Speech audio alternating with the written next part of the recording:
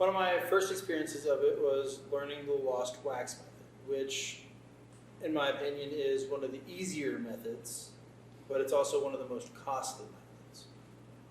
So with the lost wax method, you create a ceramic shell around a wax form that you've created.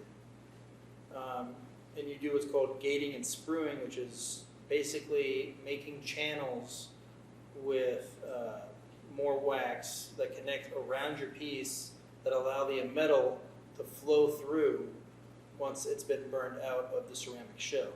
Because once you melt the wax out of the ceramic shell, it leaves the shell hollow, which then you're capable of heating up the shell, pouring your metal in, and then cracking it open and getting the piece.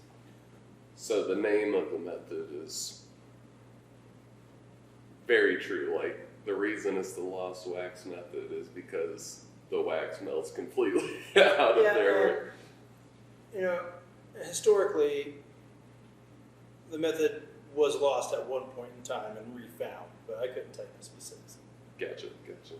And is that how you practice today? That is how I mainly practice today. So you ceramic shell, and it's just easy and it's fun. Yeah. If I need to pump out a bunch of pieces, it's easy to make a tree and pour it out that way. Yeah. But sand casting, I mainly would use for aluminum and iron. If I was trying to do something like that, ceramic shell stuff, it's great for bronze. It's a good non-ferrous metal that is easily meltable compared to steel or iron as a lower melting point. So when you're doing this, so we have pictures of the lost wax method up, and this is Andrew actually doing pours here. What metals are you using? What temperatures for each metal? Like, is this bronze here, or? Okay, so on the left and in the middle, that's bronze. That's, a box furnace, which is what you'll see here. It's on a hydraulic, so you can put your molds underneath it, and then this will tilt up and pour the metal out. The one in the middle was from another form of induction metal for bronze. But as you can see, he's pouring it into a ceramic shell cup. So it's still the lost wax process. It's still bronze.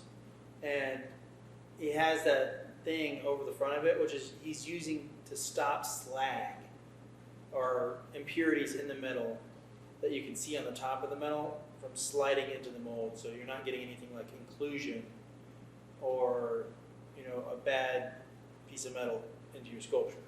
And then on the right is iron casting and a couplet.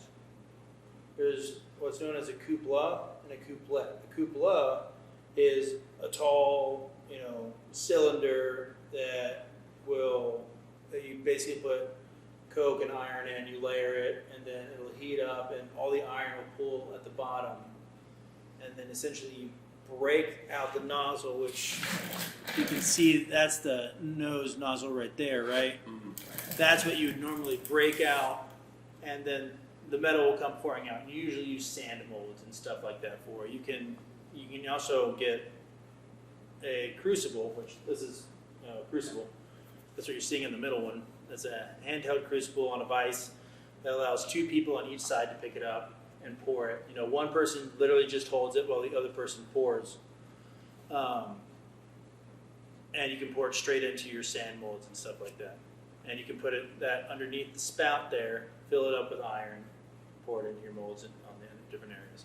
But what you're really seeing on the right-hand side is him getting out the coal and the rest of the metal that was in the cupola so it doesn't solidify at the bottom, because you have to clean it out at the end of a pour. And so after we're done pouring, you can actually see an ingot right there that was freshly poured, because with your excess you pour it into ingot molds and then you knock out the bottom, which allows the rest of the slag, the rest of the metal just to fall out the bottom so it doesn't solidify and cause problems. Wow. And at this time you're doing it in a team with instructors. Yeah, there's probably about 8 or 10 of us behind the camera Wow. doing that. And we all each had our own job, you know, doing our own things. But it was a lot of fun because we actually built that cupola, which was fun. How do you build? Or Yeah. is it a long process to build it, or? I wouldn't say it's a long process, but it's a process. You know, you got to get the right type of material. You have to get refractory, which is, you know, a form of material that can withstand the heat inside, you know, protect the outside metal and stuff like that, kind of like an insulation. Gotcha. That's what that spout is covered in. It's a form of refractory. It's almost like a sand or a concrete type substance that you coat the inside of stuff with like that. So even before you're sculpting with metal, you're sculpting the materials to make the metal, yeah. And you know, That's awesome. a lot of it can be made modular, so you can take it apart Yeah. and make it easier to move. Like that thing comes off of those legs, Okay. and like that center round area can be slid over and locked back into place. Like the top is not on there anymore. You know, you can take it off and move it. That way you can move it in pieces, because if you're traveling around a lot to pour metal for demonstrations and stuff like that, it makes it easier.